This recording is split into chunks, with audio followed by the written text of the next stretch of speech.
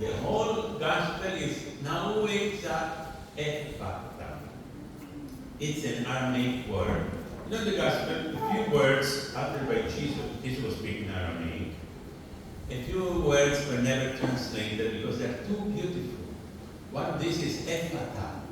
Others are Talita Kum, Amen, Eli, Eli, Lama Sabachthani. So why this Ephpheta was not translated? Because how can you translate Ephpheta? Ephpheta means be open. So Jesus was in the region of the Decapolis, outside the land of Israel, and there was this deaf and mute. And you know what happened?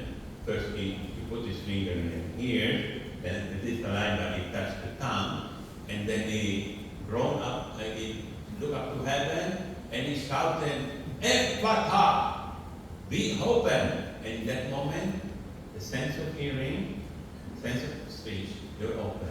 So that guy was able to hear, and he was able to talk. Ephpheta, be open. Mio padre Michael used to say Mass in Paragnati City Jail, and in front of the cathedral. There's a big padlock at the entrance of the jail, big padlock. So I told the prisoner during the Mass, the gospel of this. You want to go home? Mamayang gabi, bumaba kayo sa main gate na bilanguhan. May padlock. Sabihin mo ng tatlong beses, Ephpheta, Ephpheta, Ephpheta. Buksan yan. Uwi ka.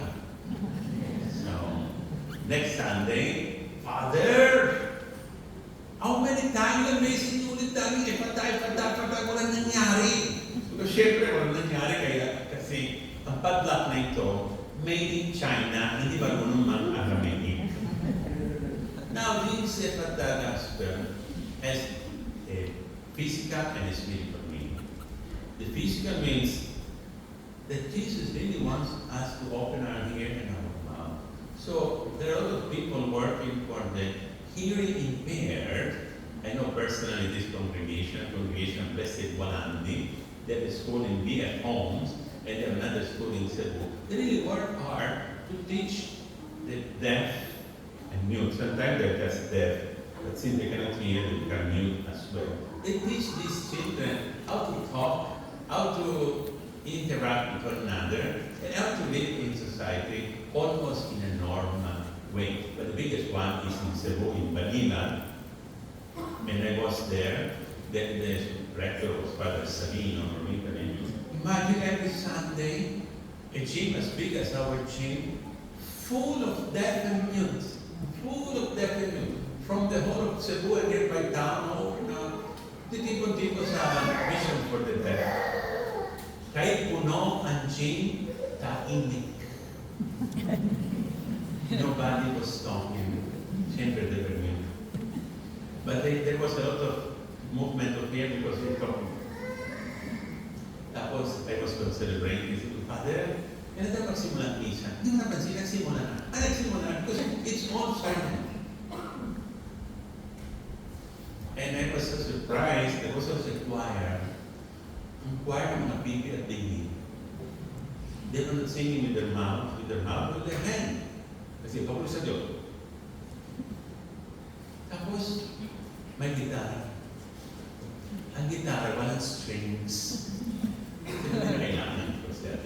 Ito itong dolo. And then, napansin ko ng choir directress, bibi at dingin. Sabi niya, oh. Translation, shut up. To one choir member. I asked for this. Why she got mad with one choir member? Hindi mo napansin? Ano? Sintonado. Paano yung sintonado? Anyway, I was so inspired to see this congregation taking care of the deaf and the mute.